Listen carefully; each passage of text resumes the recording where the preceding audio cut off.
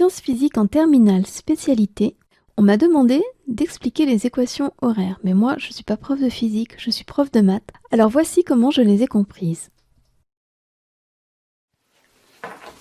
Alors moi, je comprends les choses avec un esprit de matheuse, pas avec un esprit de physicien.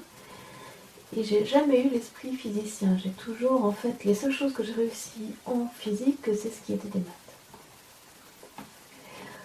On a donc un dauphin qui va partir ici de l'origine de notre repère et qui va avoir une trajectoire parabolique. Pourquoi parabolique? Parce que la seule force qui est appliquée dessus, c'est une force verticale qui est constante. Et on sait que les fonctions qui ont une dérivée seconde constante, c'est les fonctions du second degré, fonctions paraboliques. Yes. Alors, c'est l'histoire de mon dauphin, mais en fait, il s'appelle G en histoire, qui a un poussé son centre de gravité, G, qui va se balader le long de cette parabole, en fonction du temps. Donc, par exemple, voilà, il va se trouver là, puis là, puis là, puis là, puis là, puis là, puis là. Et il va avoir deux coordonnées, son abscisse x qui dépendra du temps, et son ordonnée y qui dépendra du temps. Et nous, le but de cette histoire, c'est de trouver, d'exprimer x et y en fonction du temps, des équations horaires. Alors, eh bien, on va déjà partir de l'accélération. Et après, on va faire des intégrations peu à peu, trouver des primitives pour pouvoir trouver x de t et y de t. Quelle est l'accélération? Le vecteur accélération en fonction du temps.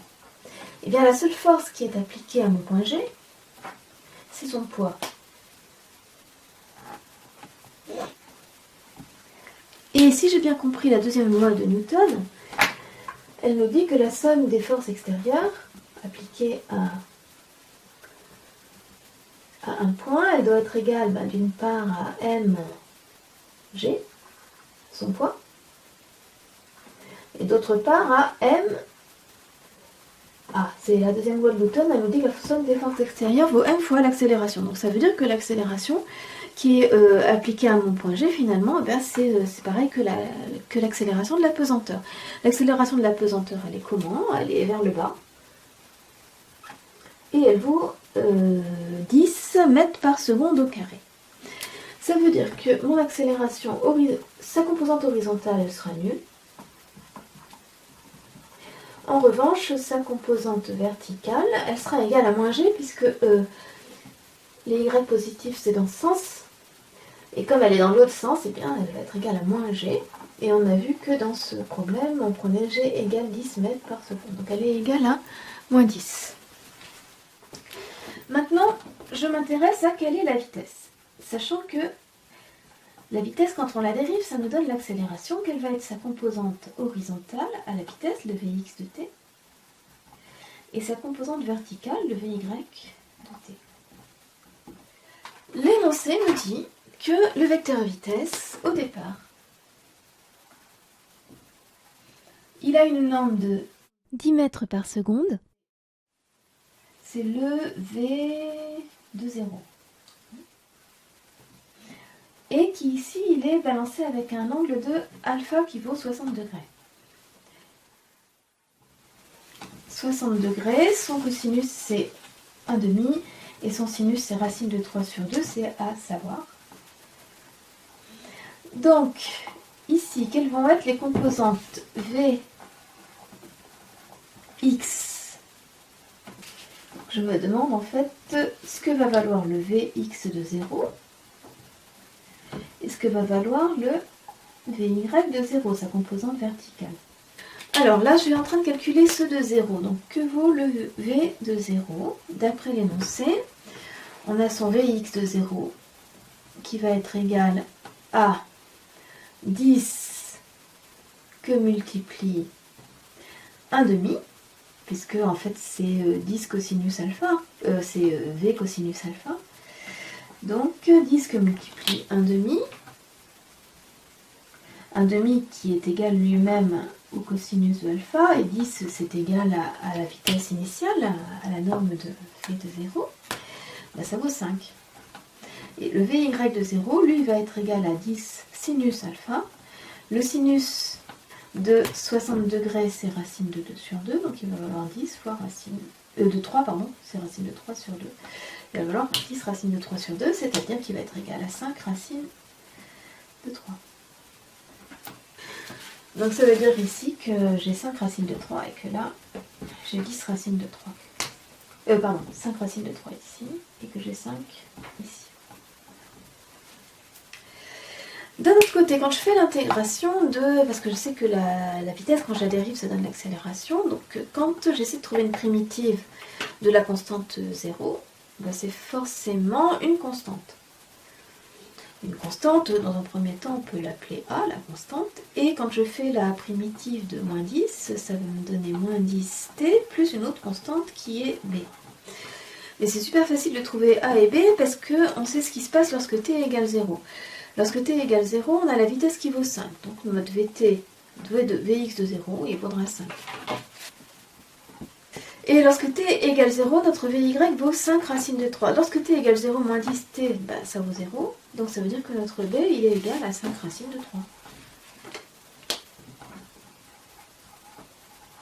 3. Voilà. Alors maintenant que je connais les coordonnées, enfin que je connais les composantes de ma vitesse, en fonction du temps, horizontal et vertical, eh bien, je vais pouvoir calculer où se trouve mon point G en fonction du temps. Pour ça, bah, je vais prendre une intégrale, une primitive de celle-là et une primitive de celle-ci. Je ne sais pas s'ils mettent des égales ou pas, en fait. Ouais, je crois qu'ils n'en mettent pas dans le cours. Alors, quelle va être sa composante horizontale? On va l'appeler x en fonction de t. Et quelle va être sa composante verticale? On va l'appeler y en fonction de t. On prend une primitive. Donc, une primitive de 5, c'est 5t, plus une constante. Je peux l'appeler A'.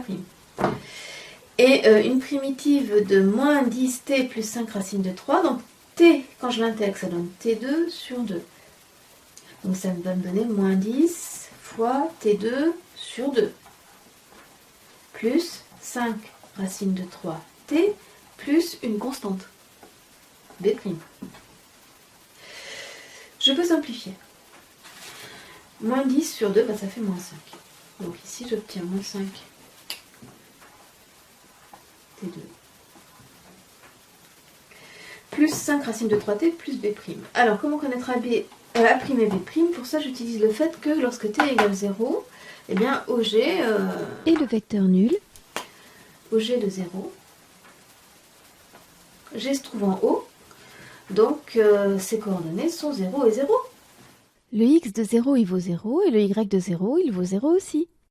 Si je remplace t par 0 là et là, j'ai 0 ici, j'ai 0 là, plus A'. Donc, mon A' vaut 0. Et ici, je mets pourquoi? Parce que car x de 0 égale 0, puisqu'on est au point O. Et ici, lorsque je remplace t par 0, ben, ça vaut 0, ça vaut 0, puisque c'est multiplié par t, plus ma constante qui doit valoir le 0 qui est là. Ben, ma constante B', elle vaut 0 aussi. Car y de 0 égale 0. C'est pour ça que mes équations horaires qui donnent OG en fonction du temps, et ben x de t va être égal à 5t. Et y de t va être égal à moins 5t carré plus... mais t, on dirait des plus, c'est pas bien ça. Plus 5 racines de 3t. Et c'est tout. Seulement voilà, ce que je viens de vous expliquer, c'est pas ce qu'il faut faire dans une copie de physique. Dans une copie de physique, il faut aller jusqu'au bout de son calcul en gardant les formules littérales, jusqu'à avoir une formule finale dans laquelle vous indiquez les unités, et c'est seulement à la fin que vous remplacez dans cette formule les valeurs littérales par les valeurs chiffrées pour faire le calcul d'une valeur approchée. Madame Penny, ma prof de physique de seconde et première, nous demandait d'encadrer cette formule, d'indiquer pour chaque élément les unités pour vérifier en fait la cohérence des unités, et ensuite de remplacer par les valeurs et de donner la valeur approchée finale. L'avantage de procéder ainsi, c'est que si vous avez encore besoin de la formule mais que les valeurs changent, vous pouvez repartir de la formule littérale que vous avez établie préalablement. La formule est réutilisable. Je vous propose donc de recommencer ce calcul, mais cette fois sans les chiffres, en gardant les valeurs littérales. Alors, qu'est-ce qui change? Il change qu'ici, on a plus 60 degrés mais alpha, Ici, on n'a plus on n'a plus 5, mais on a V V0 cosinus alpha, puisqu'on avait V0 qui valait 10. Et ici, on a V0 sinus alpha. C'est pas un vecteur. V0 sinus alpha. Notre accélération, en fonction du temps, elle est toujours égale à 0 en abscisse, à x de t vaut 0, et elle est toujours égale en ordonnée à moins g. Cette fois-ci, je ne remplace pas par moins 10. Notre vitesse en fonction du temps, c'est un vecteur. Alors, j'intègre 0, j'obtiens une constante, A. J'intègre moins g, j'obtiens moins gt plus une constante v. J'essaie de savoir combien valent A et B. Pour ça, j'utilise V0. V0, eh bien, il a comme composante V de 0 qui vaut V0 cosinus alpha. Horizontale et comme composante verticale, V y de 0 qui vaut V0 sinus alpha. Ça veut dire que ma constante A, ici, de toute façon, quel que soit t, on a A, eh bien elle va être égale à V0 cosinus alpha. V de 0 vaut A, et V de 0 vaut V0 cosinus alpha. Donc je peux remplacer ma constante A, ici, par V0 cosinus alpha. Ici, pour remplacer ma constante B, je remplace t par 0. Moins gt vaut maintenant 0. Qu'est-ce qui se passe lorsque t vaut 0 ? Eh bien, la composante verticale, c'est y ici, elle vaut V0 sinus alpha. Donc, la constante B vaut V0 sinus alpha. C'est bon, je vais pouvoir intégrer une nouvelle fois pour trouver le vecteur position. En fonction du temps, c'est-à-dire le vecteur OM. Il s'appelle pas M, il s'appelle G. Il a dit que c'était le point G. Mais quelle idée ils ont de mettre des points G dans les devoirs de maths. Après, on a des classes qui rigolent. Alors, si j'intègre V0 une constante, V0 cosinus alpha, j'obtiens V0 cosinus alpha t plus une autre constante. V0 cosinus alpha t, par contre, lui, il n'est pas en vert, plus une nouvelle constante que j'appelle A'. Et si j'intègre moins gt plus V0 sinus alpha, t, quand je l'intègre, ça donne t2 sur 2. Donc, ça va me donner moins g t2 sur 2. Plus V0 sinus alpha, c'est une constante, quand je l'intègre, j'obtiens la constante que multiplie t, V0 sinus alpha t, plus une nouvelle constante B'. Alors maintenant, pourquoi A' et B' valent 0 ? Tout simplement parce que lorsque t égale 0, on se trouve au point de coordonnées 0, 0. Donc qu'est-ce qu'on sait ? On sait que OG de 0 est égal à, enfin je ne sais pas s'il faut mettre égal ou pas, c'est 0 et 0, c'est coordonnées. Donc là, lorsque t égale 0, OG de 0 vaut A'. OG de 0 vaut A', mais on sait d'autre part que ça vaut 0, donc A' vaut 0. Attention, j'imagine que dans tous les problèmes, on n'aura pas forcément le x de 0 qui vaudra 0 et le y de 0 qui vaudra 0, mais ici c'est le cas. Et donc le y de 0 vaut 0, donc lorsque t vaut 0, ça vaut 0, lorsque t vaut 0, ça vaut 0. On a donc OG de 0, qui lui vaut ce 0 qui est là, qui est égal à B', c'est pour ça que B' vaut 0 aussi. Et c'est pour ça que nos équations horaires, c'est égal à ça. Je vais voir s'ils ont trouvé ça, donc corriger. V0 cosinus alpha t pour x, gagné. Et V0 moins 1/2 de gt carré plus V0 sinus alpha t pour... j'ai gagné. Voilà. C'est QFD, ce qu'il fallait démontrer.